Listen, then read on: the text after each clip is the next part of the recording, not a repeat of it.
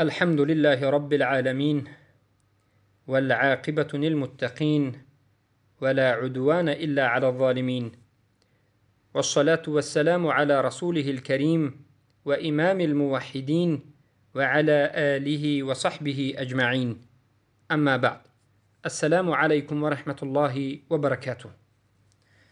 بإذن الله سبحانه وتعالى این حلقه 23 از شرح کتاب اصل السنة و اعتقاد الدین که بیان کننده عقیده ابو حاتم الرازی و ابو زرعة الرازی هستند که از علمای عصر 3 و سلف هستند.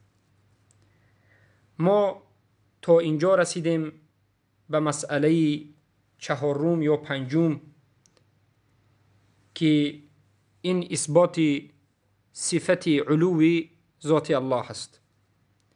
ما بیان کردیم که صفت علو الله به 3 قسم تقسیم می شود: علو القهر و علو القدر و علو الذات. اهل بدعت علو القهر را قبول دارند، میگن که قهر الله بینات بزرگ است. اهل بدعت از معطله های گمراه علو القدر قبول دارند، میگن که قدر الله بینات علو است و بالا مرتبه است. اما اهل بدعت انمین صفت سوم الله که علو ذات است، علو ذات الله را قبول ندارند.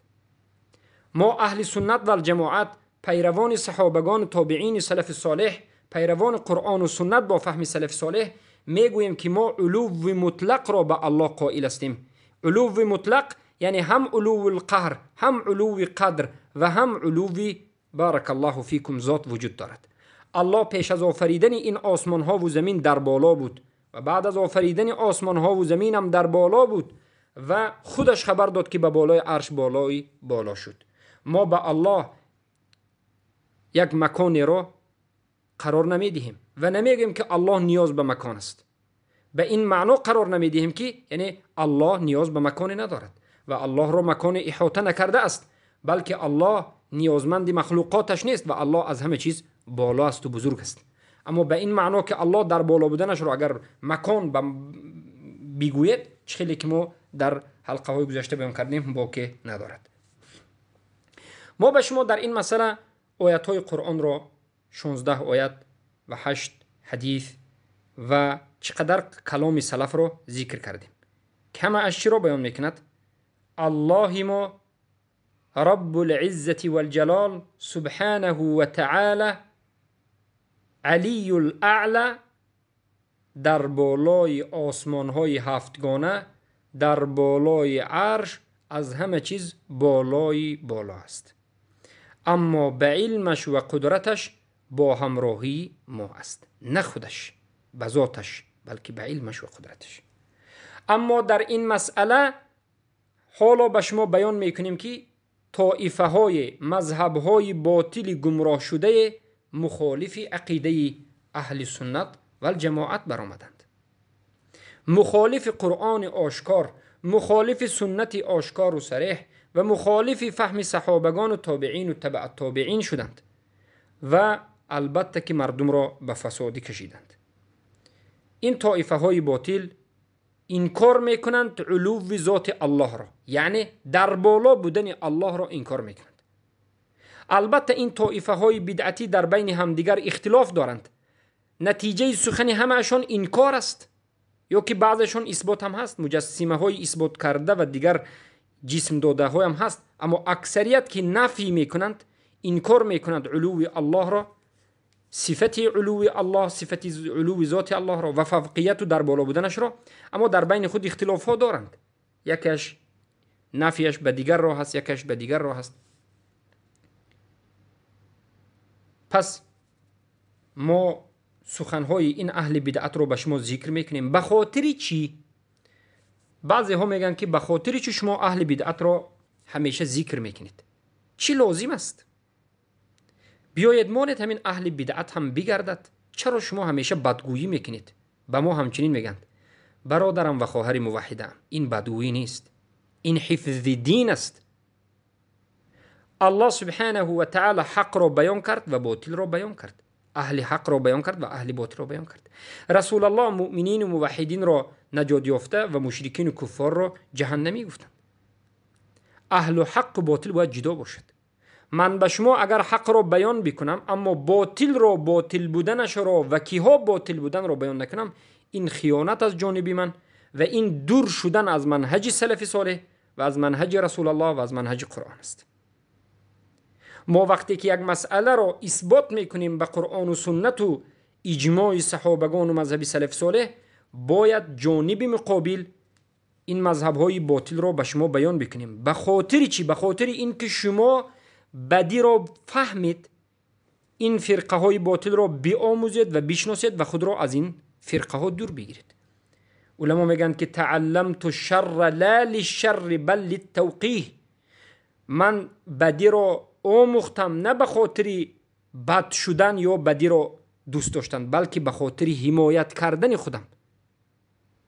اگر شما در این باب مذهب‌های اهل بدعت را شما نفهمید، شاید یک روز یکی از این طایفه ها شما را گمراه میکند.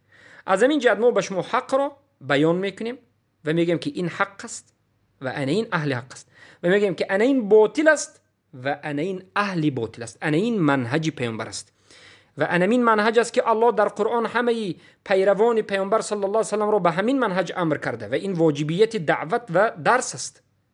کسی که درس میدهد باید همچنین باشد. پیامبر میگه قل هذه سبیلی ادعو الی الله، بگو این راه من دعوت به سوی الله میکنم، علی بصیرت، با بصیرت. بصیرت چیست؟ بصیرت تمییز بین الحق والباطل، جدا کردن حق و باطل. کسی که دعوت بکند به حق و باطل آمیخته باشد، از این انسان پرهیز بکنید. کسی که دعوت بکند حق آشکار است اما باطل آشکار نیست، از این انسان پرهیز بکنید. کسی که دعوت میکند حق آشکار است، باطل را آشکار میکند اما اهل باطل را آشکار نمیکند، پرهیز بکنید. این خیانت دارد میکند. منهج اهل حق همین است، حق را بیان میکند، اهل حق را بیان میکند، باطل را بیان میکند، اهل باطل را بیان میکند. این منهج پیامبران است، این منهج پیامبرمان محمد علیه الصلاة و السلام است و این منهج صحابگان و تابعین و همه علمای اهل سنت و طالبین است. از همین جهت ما به شما طائفه های مخالف بدعتی گمراه گشته و به کفر واقع شده را در این بابی انکار صفت علو ذات الله بیان میکنیم. اولین طائفه یکم اینها که هستند؟ جهمی ها که گفتند انه لیس داخل العالم ولا خارجه ولا حالا فيه ولا منفصلا عنه، یعنی الله نه در داخل عالم است نه در بیرون از عالم است، نه خود عالم است نه از عالم جدا است. یعنی همه نمودی وجود داشتن الله را انکار میکنن. نفی میکنن مکان را، نفی میکنن جهات را، نفی میکنن حد را. یعنی حد بین مکان، یعنی الله مکان ندارد، الله در یگان جا نیست، الله در یگان جهت نیست، نه در بالا نه در پایان، نه 6 جهت وجود ندارد. حد یعنی الله حد و حدود معینی که از این عالم معین بیرون باشد نیست، میگن وجود ندارد. الله المستعان. اینها چی فکر کردن؟ اینها فکر کردن که اگر گفتند ما آیت قرآن قبول کنیم که الله در بالا است، جهت در بالا جهت است، جهت این مخلوق است، اگر ما الله در جهت است بگیم پس الله در درون مخلوق است، اعوذ بالله گفتن این تشبیه است، الله تشبیه شده است. از همین جد این کار میکنیم. ببینید علما میگن همه معطله های گمراه به مانند جهمی ها، اشعری و ماتریدی ها به دو شرک واقع شدند. اول الله تشبیه کردند، بعد از این انکار کردند و معطله شدند. همین ماتریدی ها همش مشبه است، همش مشبه است به استثناء. وقتی که شما میگید که الله در بالای عرش است، میگویند که یعنی شما به الله قائل شده ایستاده اید. چرا؟ مکان رو میگن. ما میگیم که نه، مکان رو قائل شده نیستادیم. شما اهل بدعت است که تشبیه میدید. انامین طائفه اول امروز دیده میشود. حاجی میرزای تاجیک انا همین عقیده دارد. یکی دیگر قزاقانی عبدالرحیم است، انا همین عقیده از زبان او برآمده است. اینها خودشون نمیفهمند. اینها چند نمود نقل میکنند. یکی از نمودها همین است.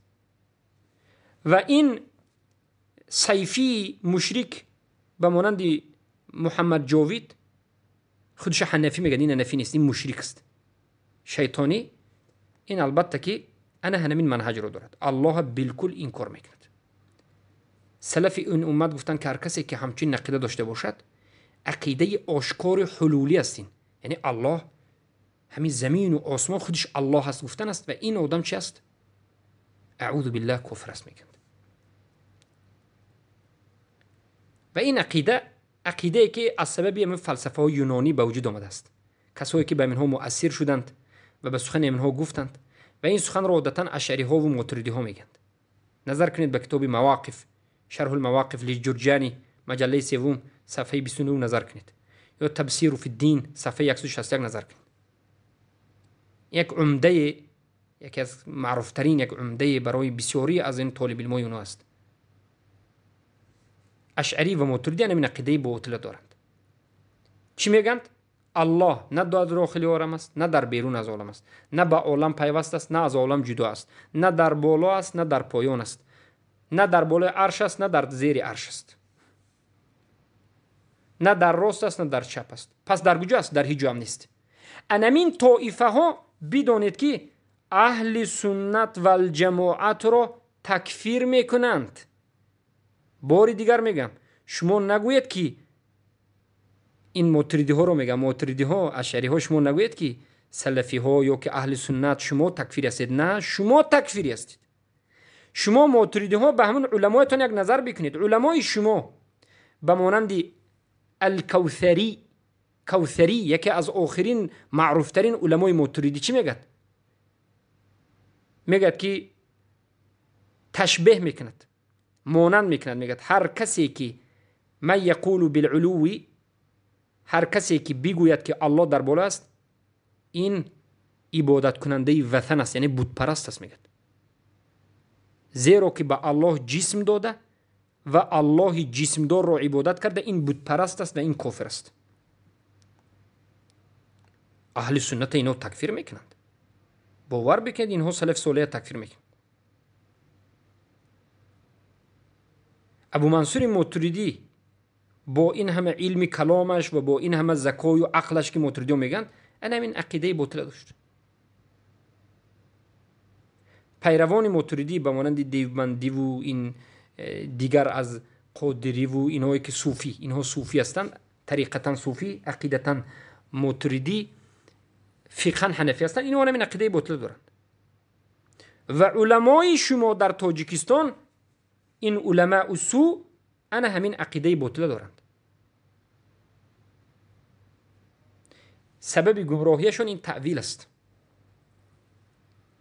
و لازم القول است. یعنی میگن که اگر شما الله در بالا بگوید، پس جهت به الله نسبت میدید.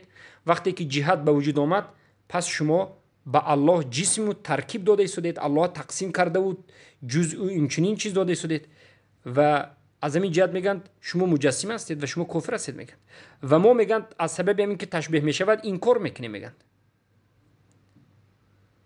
یگانه راهی نجات از این چی است گفتند؟ انکار کردن علوی الله، بالکل انکار کردن. این مذهب اول است. علما میگن که ولو اثبتوا ما اثبته الله وتوقفوا عما في خطرات النفس لكانوا على الحق. اگر اینها اثبات میکردن هر چیزی که الله اثبات کرده است و باز می ایستادن در همون جاهایی که وسوسه شیطانی انسان به همون خاطرات نفسی میبرد، اینها برحق میشدند. الله چی گفت در سوره شورى 11؟ لیس کمثله شیء. هیچ چیز مانند الله نیست. الله شما تشبیه نکنید و هو السمیع البصیر، اما اثبات کنید نام‌ها و صفاتش را. پس اینها گفتند هر یک دلیلی که در قرآن و سنت می بیاید، این مخالف عقل است و عقل پیش از نقل است. از همین جهت عقل که انکار کرد، ما این آیات ها را میگیم که متشابه است و معنای این آیات ها دیگر است و از پیش خود آیات ها را تحریف کردند و گمراه شدند. از همین جهت ما میگیم که اشعری ها و ماتریدی ها اینا همشون اینا مشبهه، اینها معطله و اینها گمراهان و اینها تحریف کنندگان هستند. این مذهب اول بود. مذهب دوم، البته مذهب اول اشعری ها و ماتریدی ها و جهمی ها میگن که ما دلیل داریم. دلیل ما این است که الله گفت، الله میگه که و هو معکم اینما کنتم، در کجای نباشید الله با همراهی شما است. الله گفت، پیامبر صلی الله علیه و سلم به حضرت ابراهیم گفتن، خیلی که الله در قرآن میگه لا تحزن ان الله معنا، ای ابوبکر صدیق غمگین نباش، الله با همراهی ما است. الله گفت نحن اقرب الیکم من حبل الورید، ما به شما از همون رگی که در قلبتون است از همون نزدیکتر هستیم. همین ها میگه همیش دلیل است که الله در بالای عرش نیست. ما میگیم خابوا و خسروا، زیان کشیدید و خسارت زده شدید و گمراه شدید. به این فهمتون، این فهم شما مخالفی فهم پیامبر است، مخالفی فهم چهار یاران است، مخالفی فهم 10 بیار بیشتی و مخالفی اهل بدر و مخالفی انصار مهاجرین تابعین و تبع تابعین دیگر همه سلف صالح است. اونها گفتند چخیلی که از عبدالله ابن مسعود روایت است، چخیلی که از عبدالله ابن عباس روایت است، چخیلی که از عبدالله ابن عمر روایت است و چخیلی که از همه صحابه روایت است، به اجماع است که الله فوق العرش، الله در بالای عرش است به ذاتش، اما و هو معکم بعلمه و قدرته، او با همراه شما به علمش و قدرتش، به علمش و قدرتش با همراه شما است. انا این جواب این گمراهان است. مذهب دوم، کسایی که مخالف اهل سنت و جماعت در مسئله یعنی در بار اثبات علو ذات الله هستند، آنهایی که گفتند الله سبحانه و تعالی در همه جا هست به ذات خودش. انا همین قولم باز نظر میکرد این قولم قولی با همون علمای تاجیک و باز این گمراه ها. بخاطر چی؟ آدم وقتی که گمراه شد، مذهبش مذهبی خودش ساخته شد، مذهبی بدعتی شد، او اقرار در یک جا ایستاده نمیتواند، در یک جا اقرار شده ایستاده قرار گرفته نمیتواند. یک میبینید که قسطه میشود در هیچ جا نیست میگد، یک میبینید که الله در همه جاست میگد. شما شاید خود شما از این سخنهای این یک گمراهی میرزا شنیده باشید که هر دفعه هر خیلی سخن میکرد. بخاطر چی؟ بخاطر اینکه اینها خودش متحیر، اینو نمیداند، اینو خودش در حیرت مونده است، اینو خودش دیوانه شده است، نفهمیده ایستاده است. برای اینو میگن که یک طایفه دیگرش الله در همه جا به ذاتش خودش وجود دارد. چخیلی که حاجی میرزا میگه که الله و زمین و مخلوقاتش به مانند شیر است و روغن شیر است. مثلا شما شیر بیارید، روغن شیر و شیر آیا جدا کرده میشد؟ نه، آمیخته است. الله و زمین و آسمان آمیخته است میگه. معناش چی؟ زمین و آسمان و مخلوقات همه الله است و الله همه این است.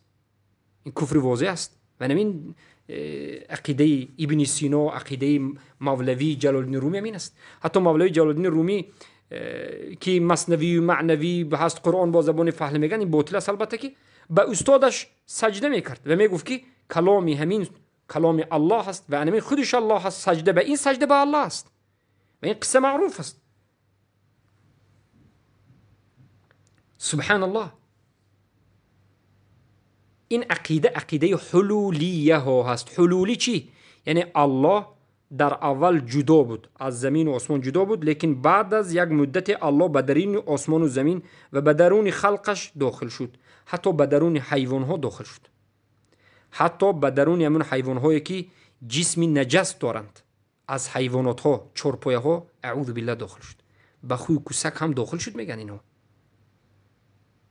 اینها باطل ترین مذهب را دارند. حلولیه ها، عقیده حلول، عقیده وحدت الوجود و عقیده اتحاد میگیم ما اینه. و این عقیده از فلسفی یونانی ها، از فلسفی خطایی ها و هندی ها به وجود آمده است. این عقیده بودیستا است. لیکن این عقیده بودیستا چخیلی که میبینید امروز به بعضی از بنام ملاها عقیدهشون عقیده بودیستی است. علما میگویند که گمراهی این طائفه اینا کی هستند؟ این عقیده که دارند علماشون که هستند. مثلا فارابی یکی از اشعری ها، نظر کنید به فصوص الحکم، کتاب فارابی صفحه 13 آشکار واضح میگه. یا که علمای اینها ابن سینا میدونید شما؟ ابن سینا تاجیک، سینا فخر میکند، همه یگان جای فخری ندارد. ابن سینا در کتاب عیون الحکمه ابن سینا نوشته صفحه 42 آشکار میگه. از صفدیه صفحه 268 آشکار میگه که الله و زمین و آسمان همه یک چیز است.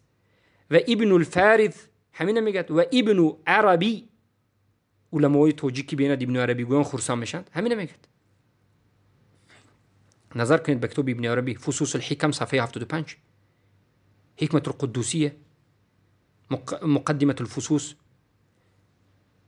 یا که ابن سبعین و التلمسانی، ابن سبعین و گفتن و التلمسانی، اینها در زمان سلف بودن که علمای سلف به خاطر انمین عقیده ابن سبعین و تلمسانی را به اجماع تکفیر کردند. خوب دقت بدید، ابن سبعین و تلمسانی را اجماع تکفیر کردند. ما هم میگیم که هر کسی که عقیده ابن سبعین رو دارد و این تلمیسانی رو دارد تکفیر میشود.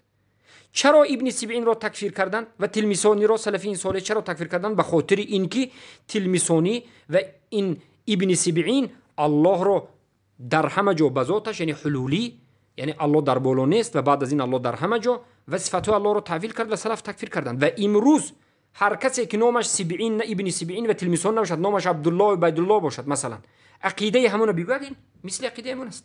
چه خیلی که الله در قرآن یهود و نصارا رو تکفیر کرد و هر کسی که عقیده یهود و نصارا رو امروز داشته باشد ما تکفیر میکنیم. انا همین است که ما باید دانیم این منهج سلف است.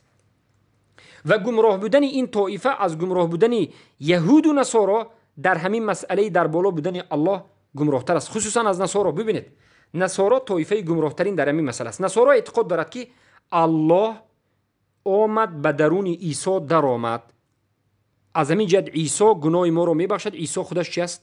الله است. نصرانی ها فقط الله رو به درون یک نفر داخلش میگن، عیسی. اما این طایفه های باطل امروزه ملاهایی که خودشون ماتریدی و اینو آن میگن، اینها میگن که الله نه فقط به درون یک انسان، به درون همه در آمد، نه فقط به انسان، به درون حیوان در آمد، نه فقط به درون یک حیوان عادی، به درون حیوان های نجس هم در آمد. اگر نصرانی ها این عقیده فهمند به عقب میگردند، میگن که ما هدایت یافته ایم، میگن ما از شما بهتریم، میگن. چه که در عراق وقتی که عراقی های نصرانی اهل ذمه مشرکای میدیدن که در گرد قبر عبدالقادر جیلانی طواف میکردند، نصرانی ها میگفتند که آیا محمد همین کار به شما تعلیم داد؟ اگر هم ما از دین شما روی میگردونیم، چرا که این باطل است طواف کردن در قبر. اگر نه پس شما در دین محمد نیستید، شما مشرکید. ببینید نصرانی ها در عراق در عصر 6 و 7 همچنین سخن میکردند. اما امروز برآمده است به نام سلفی، علامه، اینو آن، مشرک جهل به عذر میدید و مشرک برادر میگد. نصرانی به حالش خنده میکند. و البته نصرانی به حال اینکه این الله در بالا نیست و در همه جا وجود دارد میگد، به حال اینم خنده میکند. و بهترش خری خونهش به حال این خنده میکرد. اگر همون خر زبان میداشت، اولین سخنش به صاحب همون خونهش بود که ای دیوانه، الله در بالا است میگفت. پس از اینم بزرگتر میدونید یکی از علمایی که خودش به حنفی نسبت میده لیکن اهل کلام است، عبدالغنی نابلوسی الحنفی، میگد که قول وحدت الوجود میگد و اجل الله ماده نشأت المخلوقات منه. الله میگد یک ماده است که ماده هست که همه چیز از همین چیز به وجود آمده است. یعنی الله در بالا نیست، همه چیز الله است و الله همه چیز است. انا این چنین طایفه های باطل، انا این چنین عقیده های باطل که در زمان صحابگان وجود نداشتند آهسته آهسته به وجود آمد. این طایفه دوم بود. و طایفه سوم اینها کسانی هستند که مخالف حق، میگن که ان الله تعالی بذاته فوق العالم و هو بذاته فی کل مکان. میگن که الله به ذاتش خودش در بالای عالم است و خودی همین الله به ذاتش در همه جا است. این باطل است. اثبات میکنن صفت علو ذات را، اثبات میکنن استوا بر بالای عرش را، اما این چنین چی میگن؟ الله به ذاتش در همه جا است. و اینها گمان کردن که هر دو مذهب جمع میکنند، هم مذهبی اهل سنتی که در بالای عرش میگن، هم مذهبی معطله‌ای که در همه جا میگن. این باطل است. البته که این قبول نیست. و این سخن در مقالات الاسلامیه صفحه 215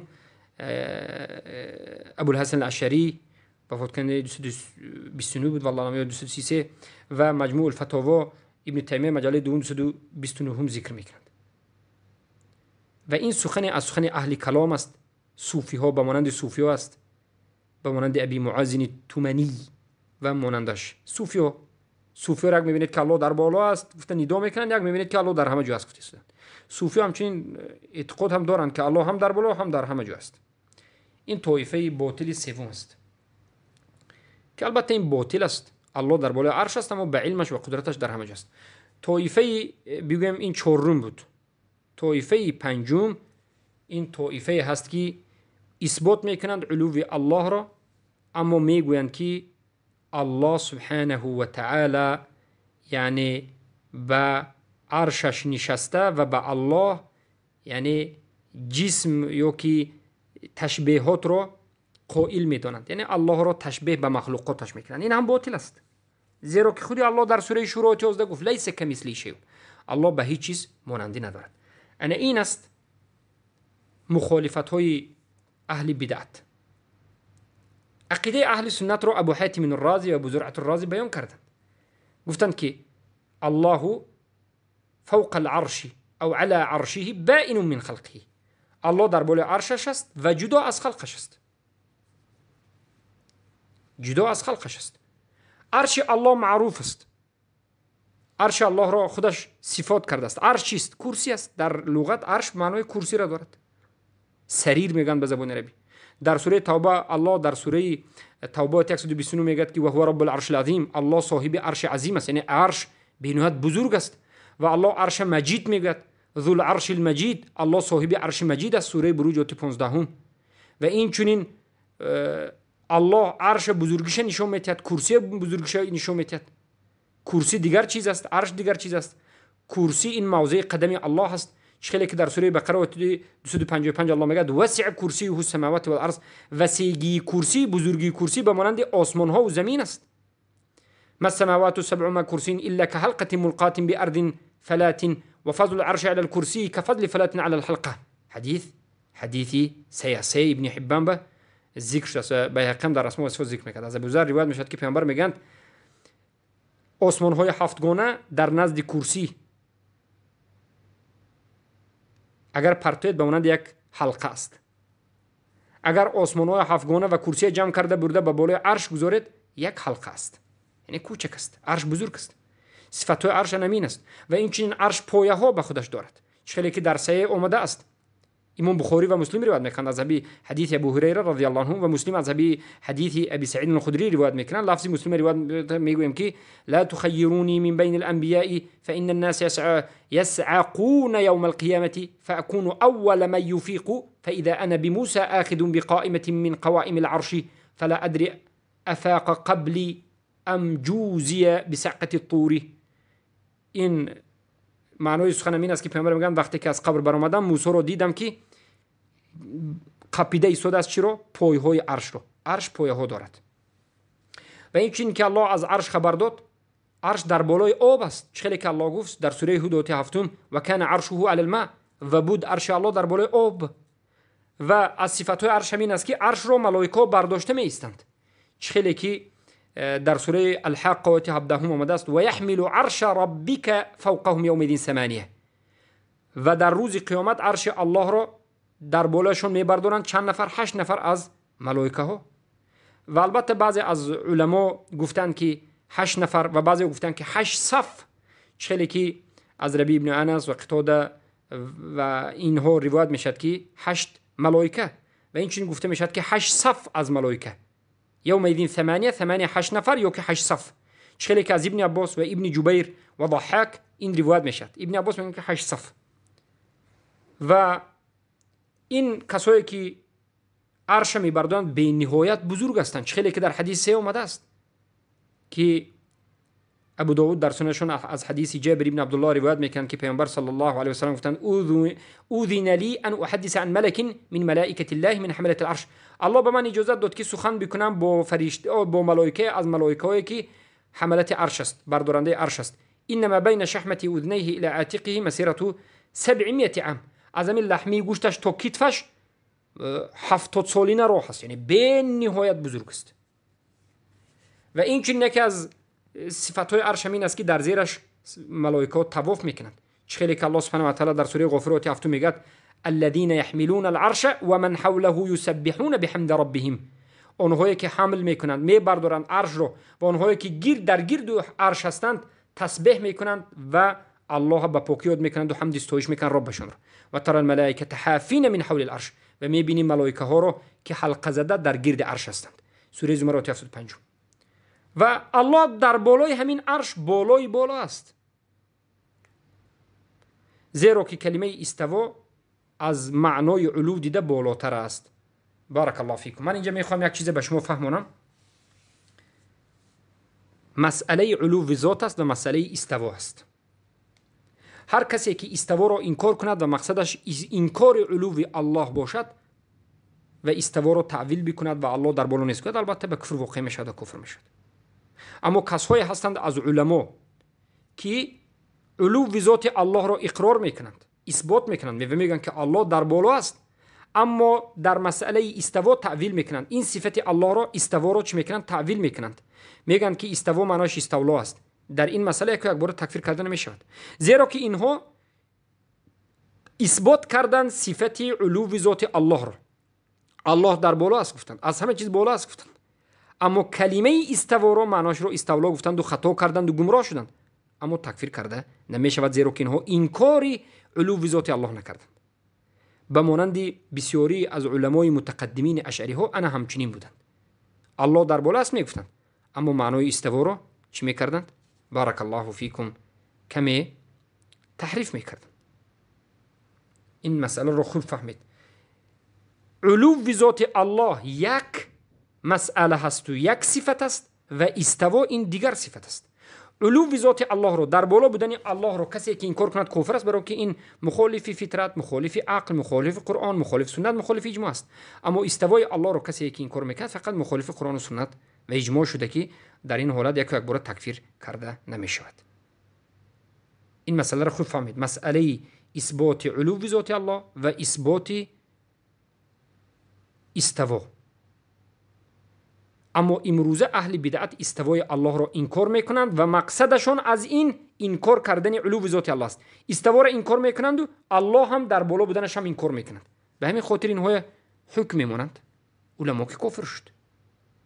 اگر اینها بگن که نه الله در بالا است اما من معنای استوا رو خطا فهمیدم گویند، البته این دیگر مسئله است. این یک نازکی علمی است که ما طالب علم ها باید در این مسئله البته که دقت داشته باشیم. معنای علو، معنای در بالا بودن، این معروف است و سخنهای علما رو به شما بیان کردیم. حالا می آییم در مسئله معیت الله. من میخوام کمی درباره صفت معیت الله صحبت بکنیم و بعد از این حلقه رو به پایان رسونیم. ما وقت داریم الحمدلله. همراه بودن الله، معیت یعنی همراه بودن الله. اولا گفتیم که الله به علمش و قدرتش با همراهی ماست، نه خودش به ذاتش. الله به ذاتش در بالای عرش است. این آیات‌هایی که اهل بدعت میارند ما جوابش گفتیم از سلف صالح در حلقه گذشته و در این حلقه. الله سبحانه و تعالی دو معیت دارد، معیت عامه و معیت خاص. عام به همه، الله با همراهی همه است، با همراهی همه خلقش است، هم مؤمن ها هم کافر ها. به علمش. چگونه علمش؟ یعنی الله از باطن کافر هم مسلمان هم با خبر است، از ظاهر کافر مسلمان با خبر است و از الله یگان کاری کافر مسلمان پنهانیش نیست، همه کارشان رو میدونن، ظاهر باطنشون. و معیت خاصه وجود دارد. این خاص به اهل ایمان، به اهل طاعت، به اهل توحید است. چقدر که توحید شما زیاد بشود، تطبیق توحید زیاد بشود، اطاعت الله زیاد بشود، همان قدر الله با همراهی شما می شود. چقدر که الله در سوره نحل آیه 128 میگوید ان الله مع الذین اتقوا والذین هم محسنون. الله با همراهی کسانی هست که تقوا میکنند و آنهایی که محسنون هستند، احسان دارند، یعنی درجه بالا مرتبه ترینی از همه درجه بالای مرتبه بلندترینی توحید را دارند. یا که در آیه طه 46 میگوید اننی معکم اسمع و ارا. من با همراه شما هستم، میشنوم و میبینم، یعنی با علمش و قدرتش. چقدر که ایمان شما زیاد بشود، با همراهی بودن الله با شما زیاد بشود، یعنی با علمش و قدرتش الله با همراه شما است. یعنی چی؟ چخیل یعنی الله با همراهی ما میشود به علمش قدرتش، یعنی کمک الله، نگهداری الله، حمایت الله، کفایت الله، انمین با همراهی شما بودن الله است. اینها سخت و شدید می شود. این خوب دقت بدید. بارک الله فیکم.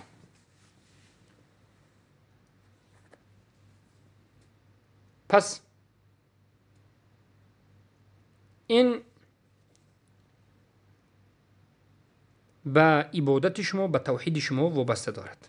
حتی در حدیثی صحیح آمده است که الله میگد که بنده وقتی که عبادت ها را بکند و اطاعت بکند و موحد باشد، الله میگد که کنتو سمعه الذی اسمع به، من گوش او میشم که به همون میشنود. معناش این نیست که الله گوش شما میشد، معناش این است که الله گوش شما را از شنیدن حرام ها باز میدارد و دستش میشوند که با همون میقپد. یعنی دست شما رو الله خودش کنترل میکند، به حرام رفتن نمیماند. و پایش میشوند که به همون راه میرود و قدم التی یبتشو به. معناش اینه که الله پای شما میشد، معناش این است که الله پای شما رو حفظ میکند از کارهای حرام، چشم شما رو حفظ میکند. چقدری که به توحید نزدیک بشوید، همون قدر الله شما رو حفظ میکند و به شما نزدیک میشد. انا این است مذهب حق، انا این است قرآن و سنت و مذهب سلف صالح. و البته هر کسی که بیاید و در بالا بودن الله سبحانه و تعالی را انکار بکند و الله را در همه جا بگوید یا که وجود داشتن الله را در همه حالت انکار بکند، این به مذهب وحدت الوجود رفته است. این مذهب است که سلف این امت به اجماع تکفیر کرده بودند. کی را؟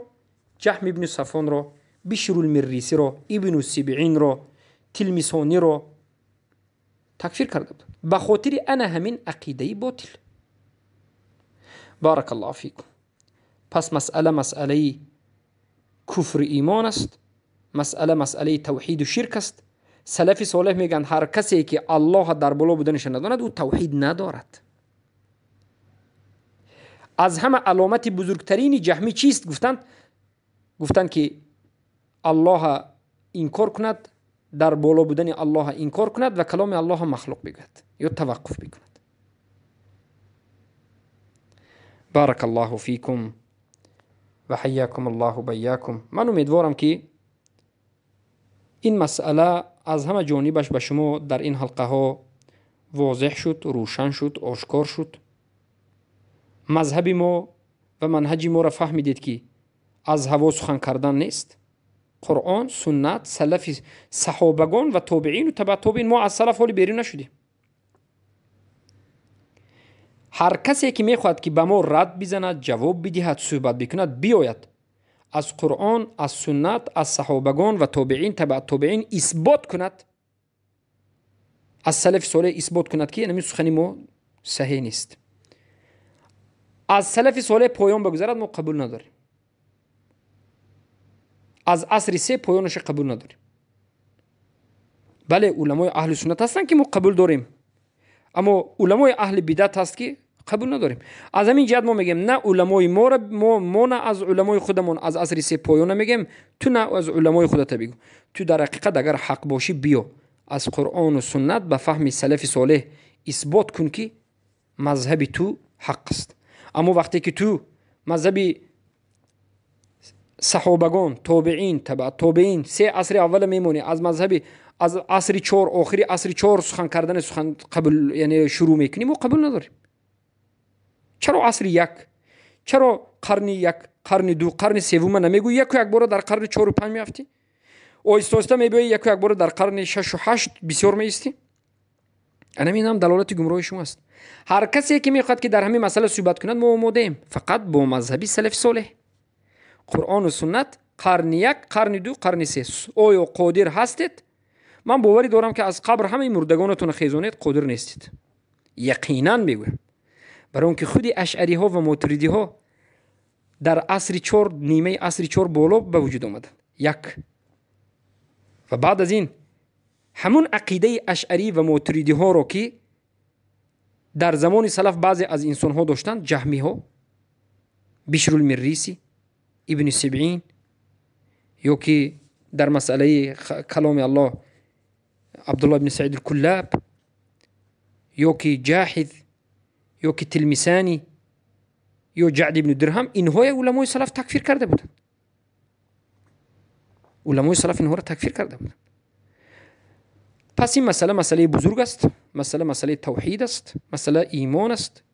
باید خوب دقت بدید و اهمیت. بارک الله فیکم و حیاکم الله و بیاکم. از الله طلب میکنیم علم نافع رو و حق رو و فهم صحیح درست رو، و از الله سبحانه و تعالی طلب میکنیم که جوانهای ملت مسلمان های تاجیک رو و امت رو هدایت به حق بکند و ثابت قدم در حق نگه بدارد. السلام علیکم و رحمت الله و برکاته.